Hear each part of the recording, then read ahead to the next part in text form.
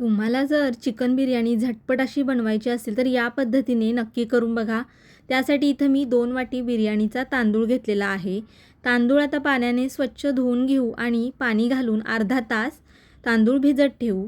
कुकरमध्ये 2 पळी तेल घेतलेलं आहे. तेल गरम झाल्यानंतर काही खडे मसाले घालू. खडे मसाले थोडे परतून घेतल्यानंतर 2 मीडियम आकाराचे कांदे उभे पातळ चिरलेले घालू आणि परतून घेऊ चांगले सोनेरी रंगावरती. 1 चमचा आलं लसूण पेस्ट, 3 हिरवी मिरची, 1 टोमॅटो घालू चिरलेला आणि चांगलं परतून घेऊ.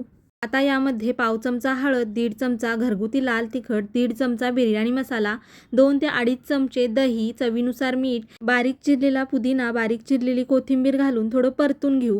आता यामध्ये स्वच्छ धुतलेलं 400 ग्रॅम चिकन घालू, थोडंसं पाणी घालून मिक्स करून घेऊ आणि 8 ते 10 मिनिटासाठी झाकण ठेवू बारीक गॅस करून. चिकन थोडं वाफेवरती शिजवून घेतलेलं आहे. आता यामध्ये 2 वाटी तांदळासाठी 4 वाटी गरम पाणी घालू. भिजवलेला तांदूळ घालू आणि मीडियम गॅस करून कुकरचं झाकण लावू. मीडियम गॅसवरती कुकरच्या फक्त 2 शिट्ट्या करून घेऊ. थोड्या वेळानंतर बघू शकताय झटपट अशी मोकळी सुटसुटीत चिकन बिर्याणी तयार झालेली आहे.